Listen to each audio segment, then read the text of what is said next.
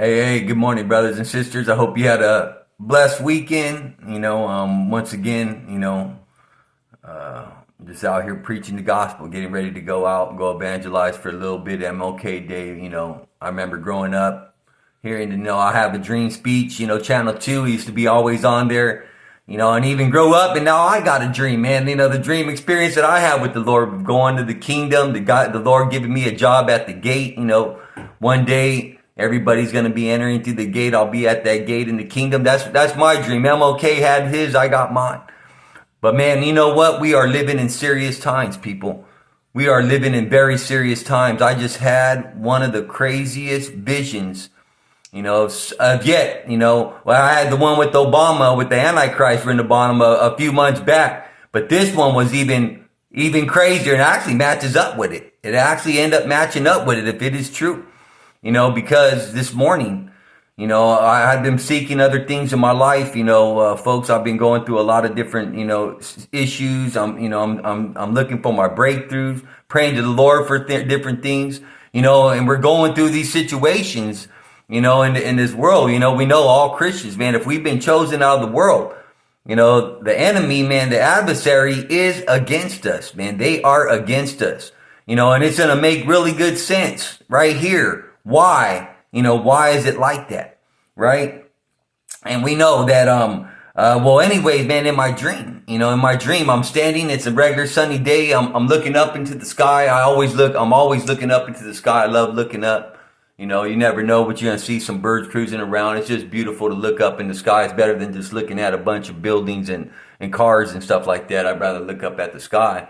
You know what I mean? And so I'm looking up, man, in my dream, and all of a sudden I see the sky being painted, man, one piece at a time. It's darkening the whole area so that sunlight doesn't come in, right? And so the sun is like being darkened out, man, one little piece at a time up above. It'd be, one piece there, but slowly it is getting darkened, the whole ceiling above us, right?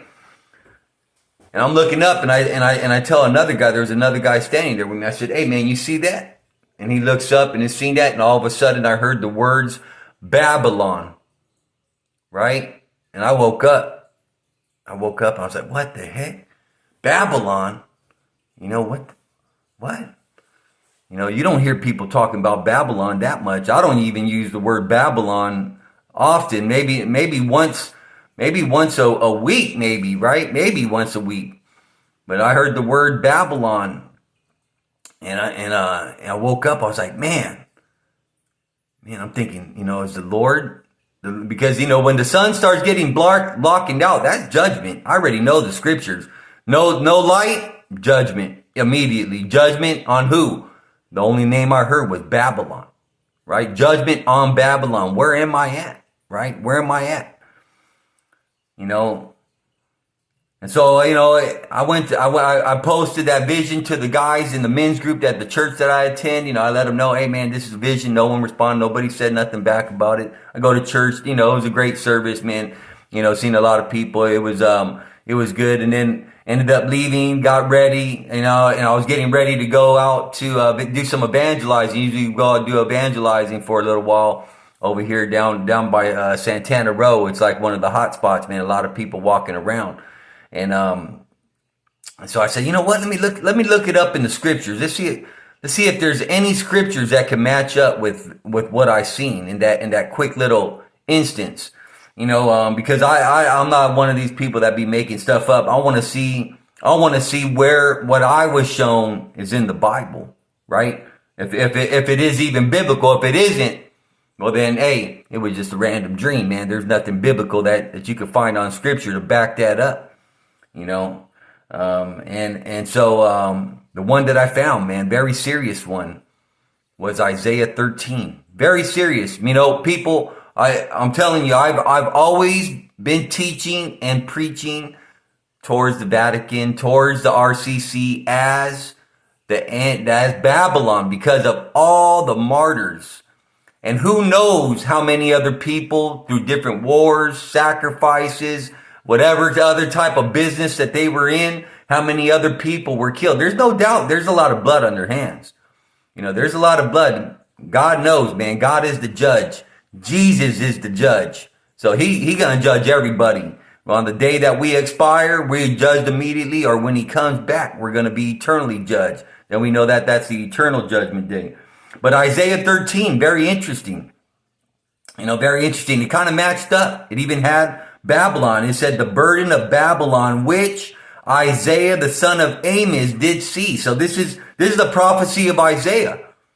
It says, lift up a banner upon the high mountains, exalt the voice unto them, shake the hand that they may go into the gates of the nobles.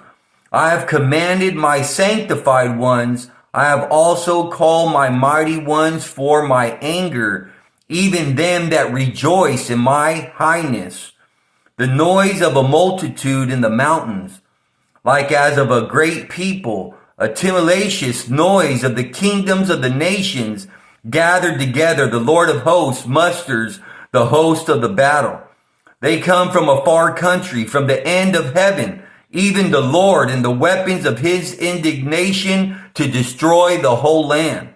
Howl ye, for the day of the Lord is at hand. It shall come as a destruction from the Almighty. Therefore shall all hands be faint, and every man's heart shall melt, and they shall be afraid. Pangs and sorrows shall take hold of them, and they shall be in pain as a woman that travails. They shall be amazed one at another. Their faces shall be as flames.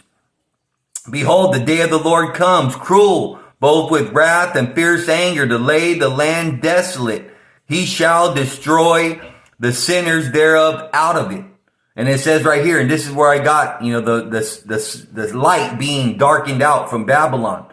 For the stars of heaven and the constellations thereof shall not give their light. That means that there is no light upon Babylon. God is not sending no light to Babylon, right? The sun shall be darkened. The moon shall not cause her light to shine.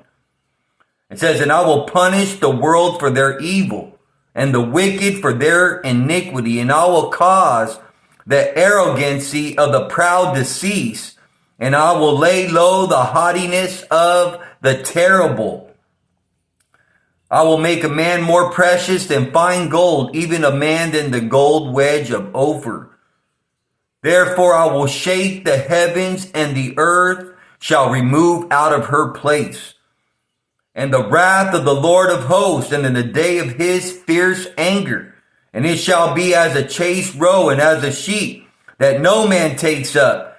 They shall every man turn to his own people, and flee every one into his own land. You know, and so I said, man, that's a powerful scriptures to match up with that vision, right? End times prophecy for sure. We know these are going to be fulfilled. You know what I mean? It says, Babylon is the glory of the kingdoms, the beauty of the Chaldeans' excellency. It says, it shall be as when God overthrew Sodom and Gomorrah. That's how serious the judgment on Babylon is going to be. That's why it says, people in the land, go back to your own country. Get out of her. You know, we know that Babylon is mystery. Babylon the great, the mother of harlots and abominations of the earth. You know, the woman sitting on the beast is drunk with the blood of the saints and the blood of the martyrs. You know, in Revelation 18, it says, Babylon the great is fallen, and has become the habitation of devils, and the hold of every foul spirit, and the cage of every unclean and hateful bird. You know, that's how the people of Babylon are described. A habitation of devils. There's devils. It's a hole for every foul spirit, every unclean and hateful person inside. All nations have drunk of the wine of the wrath of the fornication, and the kings of the earth have committed fornication with her. And the merchants of the earth are waxed rich through the abundance of her delicacies. And I heard a voice from heaven saying, come out of her, my people, that you be not partakers of her sins, and that you receive not of her plagues. For her sins have reached unto heaven, and God has remembered her iniquities. You know, very serious, people, something to consider. God bless you. Have a blessed day.